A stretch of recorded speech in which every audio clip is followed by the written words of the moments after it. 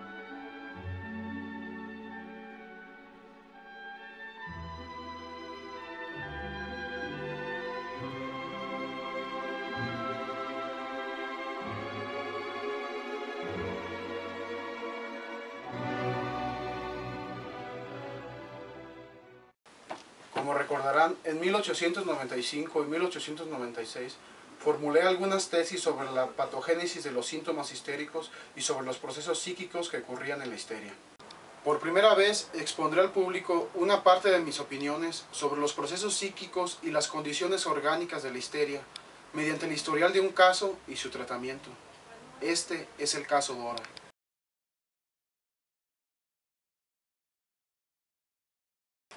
El círculo familiar de Dora incluía, además de su persona, a su padre, a su madre y a un hermano año y medio mayor que ella. La persona dominante era el padre, tanto por su inteligencia y sus rasgos de carácter, como por las circunstancias de su vida que proporcionaron el armazón en torno del cual se edificó la historia infantil y patológica de la paciente. El padre era un hombre que andaba por la segunda mitad de los 40, de vivacidad y dotes nada comunes, un gran industrial con una situación material muy holgada. Dora estaba apegada a él con particular ternura. Esa ternura se había acrecentado además por las numerosas y graves enfermedades que el padre padeció desde que ella cumplió su 6º año de vida. En 1888, cuando Dora tenía 6 años, su padre enfermó de tuberculosis y ello ocasionó que la familia se trasladara a una pequeña ciudad de nuestra provincia meridional de benigno clima. A esta ciudad la llamaré B. Su madre era una mujer de escasa cultura, pero sobre todo poco inteligente, que tras la enfermedad de su marido y el consecuente distanciamiento, concentró todos sus intereses en la economía doméstica y así ofrecía el cuadro de lo que puede llamarse la psicosis del ama de casa. La relación entre madre e hija era desde hacía muchos años inamistosa. La hija no hacía caso a su madre, la criticaba duramente y se había sustraído por completo a su influencia. ¡Ay, Dora! ¿Qué hiciste ahora? ¡Levanta eso! Ay, madre, no exageres, siempre me regañas. Es que siempre me la paso limpiando todo el día la casa y tú, mira, vienes y haces lo que se te da tu gana. El único hermano de la muchacha, 1 año y medio mayor que ella, había sido en épocas anteriores el modelo al cual ambicionaba parecerse, pero en los últimos años las relaciones entre ambos se habían vuelto más distantes. El joven procuraba sustraerse en todo lo posible a las disputas familiares. Cuando se veía obligado a tomar partido, lo hacía del lado de la madre. ¿Qué te pasa, Dora? ¿Por qué le hablas así a mi madre? ¿No ves el esfuerzo que hace por nosotros? Los dos siempre están en mi contra. Mi mamá siempre tiene la razón. ¿Qué está pasando aquí? Pues qué padre. Así, la usual atracción sexual había aproximado a padre e hija por un lado y a madre e hijo por el otro.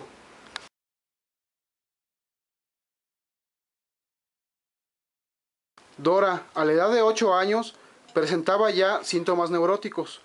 En esa época contrajo una disnea permanente en la forma de ataques muy agudos que le apareció por primera vez tras una pequeña excursión por las montañas.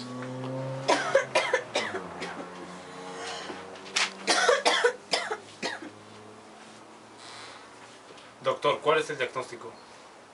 Señor, después de haber revisado los síntomas de su hija, excluyo cualquier caso orgánica y mi diagnóstico lo atribuyo a un trastorno puramente nervioso. Hacia los 12 años le aparecieron a Dora hemicráneas del tipo de una migraña y ataques de tos nerviosa. La migraña se hizo cada vez más rara y hacia los 16 años había desaparecido. A los 18 años tosía de nuevo de manera característica.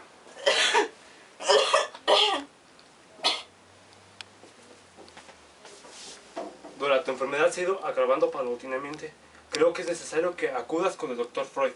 Papá, pero ¿cómo es posible? Si me han visto varios doctores y no me han curado. ¿Tú crees que ese doctor me va a curar? Es que no es una petición, es una orden.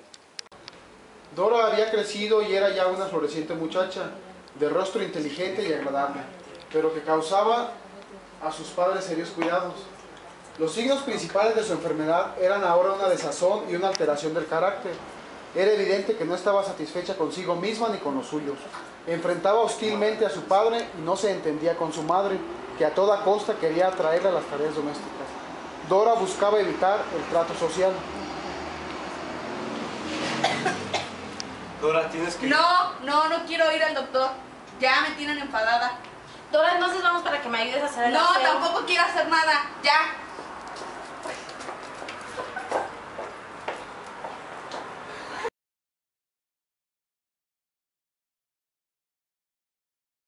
Un día los padres se horrorizaron al hallar sobre el escritorio de Dora o en uno de sus cajones una carta en la que se despedía de ellos porque ya no podía soportar más la vida.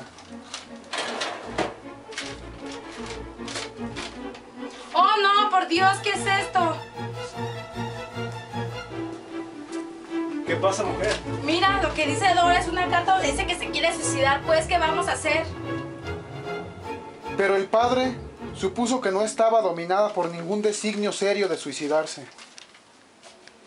No obstante, el padre quedó impresionado por la carta suicida y cuando un día, tras una pequeña charla entre padre e hija, esta sufrió un primer ataque de pérdida de conocimiento, determinó, a pesar de la renuencia de ella, que debía ponerse bajo mi tratamiento. ¿Me puedes explicar qué significa esto?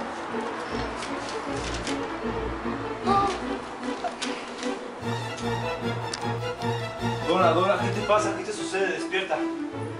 ¿Qué me pasó? ¿Dónde estoy? ¿Estás bien? Me siento un poco mareada. Tienes que ir al médico. Está bien.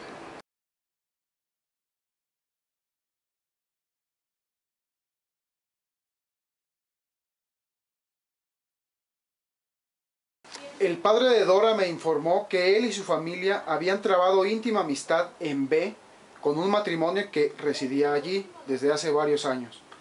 La señora K lo había cuidado durante su larga enfermedad, ganándose así un imperecedero derecho a su agradecimiento. El señor K siempre se había mostrado muy amable hacia su hija Dora.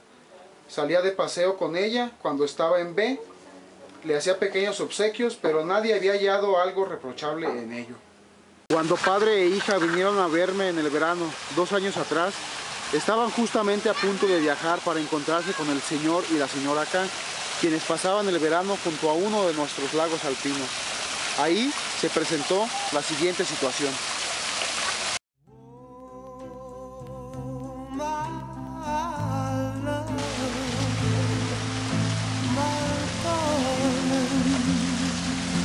Dora, ya no puedo aguantar lo que traigo aquí adentro. Te quiero decir que te amo con toda mi alma. ¿Cómo se atreve? Oye, hija, cuando fuiste con tu papá a visitar a los señores K, tú tenías planeado quedarte más tiempo allá con ellos. ¿Por qué no lo hiciste? Porque mientras caminábamos con el señor K, él me hizo una propuesta amorosa. ¿Pero cómo? ¿Cómo fue posible eso? ¿Y qué hiciste tú? Nada, me fui corriendo y le di una cachetada. Oigan, necesito platicarles algo. Lo que pasa que Dora me contó que cuando fueron a visitar al señor K, hubo una ocasión donde ella salió con él y donde él le hizo una propuesta amorosa a ella. ¿Cómo es posible eso? ¿Cómo fue que pasó? A ver, explíquenme. Pues simplemente me contó eso, que él hizo una propuesta y ella lo que hizo fue darle una cachetada y salió corriendo. Tenemos que ir a arreglar esa situación.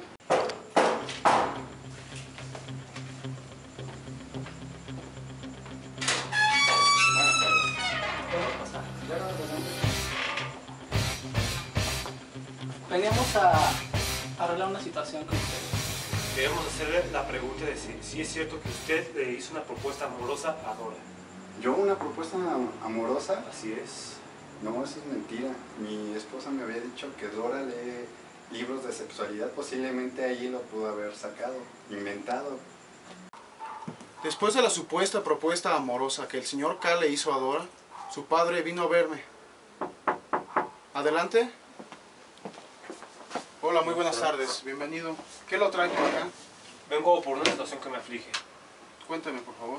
La madre de Dora me contó que Dora, en un viaje que hicimos juntos, caminando por la calle con el señor K le hizo una propuesta amorosa. ¿Cómo es esto posible? Dígame más, por favor. No dudo de que ese suceso tiene la culpa de la desazón de Dora, de su irritabilidad y de sus ideas suicidas. Me pide que rompa relaciones con los K y en particular con la señora K, a quien directamente veneraba. ¿Y cómo se siente usted al respecto con esta petición que le hizo Dora? ¿Cómo piensa usted actuar? Yo no puedo hacerlo, pues en primer lugar, considero que el relato de Dora sobre el inmoral atrevimiento del hombre es una fantasía que ella se le ha puesto. Y en segundo lugar, me liga a la señora K una sincera amistad y no quiero causarle ese pesar. La pobre señora es muy desdichada con su marido, de quien por lo demás no tengo muy buena opinión. Ella misma ha sufrido mucho de los nervios y tiene en mí su único apoyo. Dado mi estado de salud, no me hace falta asegurarle que tras esta relación no se esconde nada ilícito. ¿Y entonces qué tipo de relación lleva usted con ella? Cuénteme. Somos dos pobres seres que nos consolamos el uno al otro, como podemos en una amistad simpática. Bien sabe usted que no encuentro eso en mi propia mujer, pero Dora, que tiene en mí una obstinación, se afirma inconmovible en su odio hacia los K. Su último ataque sobrevino tras una conversación en la que volvió a hacerme el mismo pedido. Procure usted ahora ponerla en un buen camino. Ok, déjenlo usted en mis manos, voy a ver qué puedo hacer. Aparentemente los primeros síntomas de Dora no se habían instalado en la infancia, pero aún así me vi llevado a rastrear su biografía hasta sus primeros años de vida. Una vez superadas las primeras dificultades de la cura, Dora me relató una vivencia anterior con el señor K, mucho más apropiada para producir el efecto de un trauma sexual. Entonces tenía ella 14 años.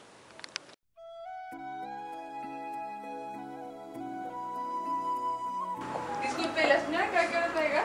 Ah, ya nos va a alcanzar más tarde. Ah, ok. Ya no vas a dejar cerrar.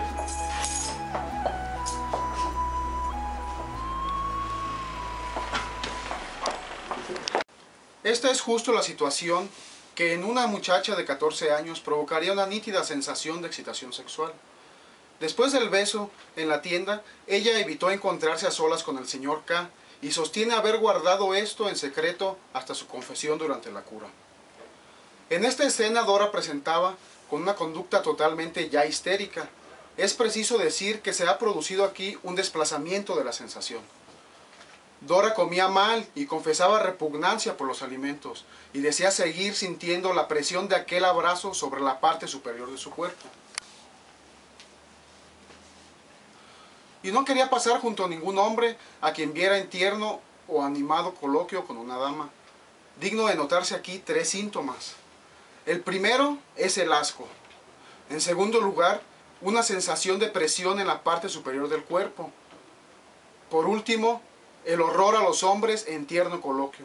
Todo esto proviene de una misma vivencia.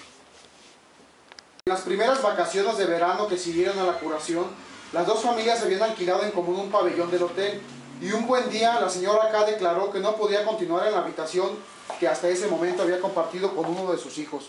Pocos días después, el padre de Dora abandonó la suya y ambos ocuparon otras. Estaban situadas en un extremo y solo separadas por el pasillo.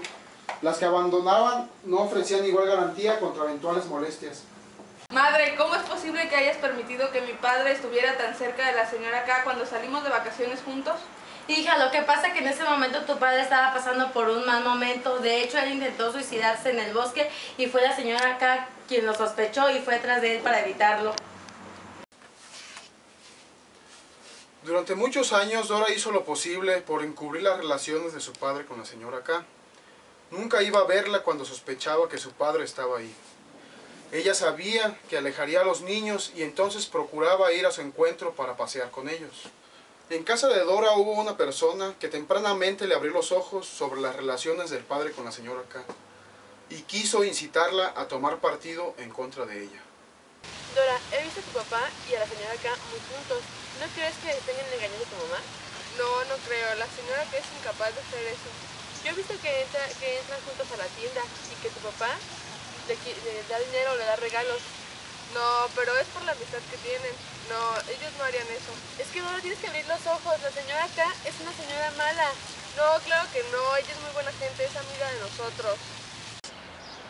Gobernanta, ¿me acompañas a un paseo por el bosque? Claro que sí. ¿A qué hora quieres que vayamos? Ahorita, ya. Sí, me parece perfecto. Muy bien, chicas, yo voy por unos papeles a la casa, las dejo. Señor, ¿no quiere que la acompañe? No, ustedes proceden con su paseo. Ok, bueno, vamos.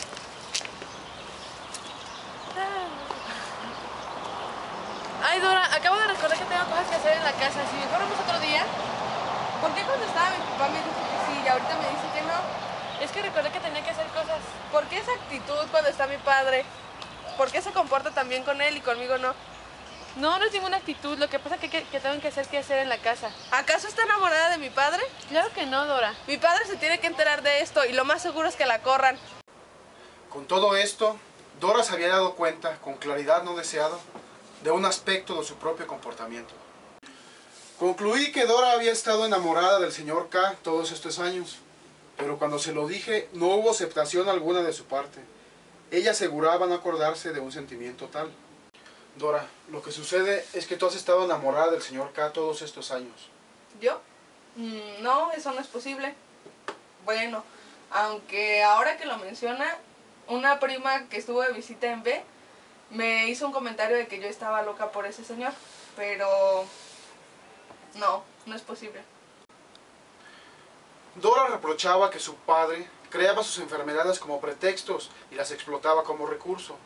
Esto coincide también con todo un fragmento de su propia historia secreta. Cierto día, Dora se quejó de un supuesto nuevo síntoma, unos lacerantes dolores de estómago. Observando a la señora K, ella había averiguado cuán provechosamente pueden usarse las enfermedades. El señor K estaba de viaje durante una parte del año. Cada vez que regresaba, hallaba doliente a su mujer, quien hasta el día anterior, según Dora sabía perfectamente, había gozado de buena salud. Dora comprendió que era la presencia del marido lo que hacía enfermar a la mujer, y ésta consideraba bienvenida su enfermedad para sustraerse de unos deberes conyugales que le eran odiosos. Dora había presentado una gran cantidad de ataques de tos con afonía. Por lo tanto, con sus enfermedades ella demostraba su amor por el señor K. Solo que Dora se comportaba a la inversa que la señora K, pues se enfermaba cuando él estaba ausente y sanaba tras su regreso. Para un primer periodo de los ataques, impuso la necesidad de borrar la coincidencia entre el ataque y la ausencia de este hombre, a quien amaba, en secreto, pues de lo contrario, esa coincidencia traicionaría el secreto. En los primeros días de su afonía, la escritura le fluía siempre con particular facilidad de la mano. El señor K le escribía mucho cuando estaba de viaje, y por lo tanto, la afonía de Dora admitía la siguiente interpretación simbólica. Cuando el amado estaba lejos, ella renunciaba a hablar. El hacerlo había perdido valor, pues no podía hablar con él. En cambio, la escritura cobraba importancia como el único medio por el cual podía tratar con el ausente.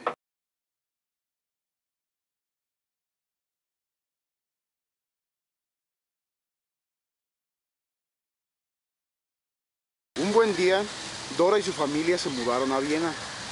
Y Dora empezó a sospechar una combinación, ya que 3 semanas después también los K se habían trasladado a esa ciudad.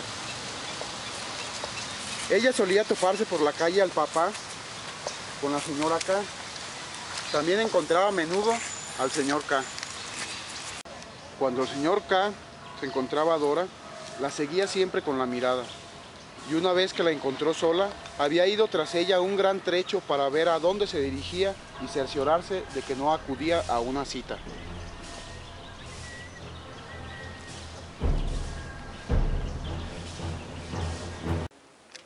Dora, ¿por qué adoptas esa actitud tan renuente ante la relación que tu padre guarda con la señora K? Porque es evidente que la señora K está con mi padre nada más porque él es un hombre acaudalado. Y es evidente que no tienen relación íntima. Yo noté que tras esa frase se ocultaba su contraria, que el padre era un hombre sin recursos. Esto solo puede entenderse sexualmente. Y sin duda pensé justamente en aquellas partes del cuerpo que en ella se encontraban en estado de irritación. Garganta, cavidad bucal. Pues su tos espasmódica respondía al estímulo de un cosquilleo en la garganta. Ella se representaba una satisfacción sexual. Es claro que cuando en lo inconsciente no hay conocimiento alguno sobre procesos sexuales, tampoco se produce ningún síntoma histérico. ¿No es asombroso entonces que nuestra histérica de casi 19 años tuviera conocimiento de la existencia de esa clase de comercio sexual, que es la succión del miembro viril? ¿Cómo es posible que mi padre no pueda sacarle provecho a esta relación? ¿A qué te refieres con sacarle provecho? Pues es que mi padre es un hombre mayor, por lo tanto no puede cumplir con sus deberes de hombre. Oye, Dora, yo creo que estás contradiciéndote porque por una parte me dices que no puede cumplir con sus deberes de hombre y no le saca provecho a la relación. Y al mismo tiempo insinúas que es una relación vulgar y amorosa la que tiene con esta mujer. ¿Cómo es posible esto? Pues es que existen más formas de satisfacción sexual. ¿Te refieres al uso de otros órganos aparte de los genitales para el comercio sexual? Sí.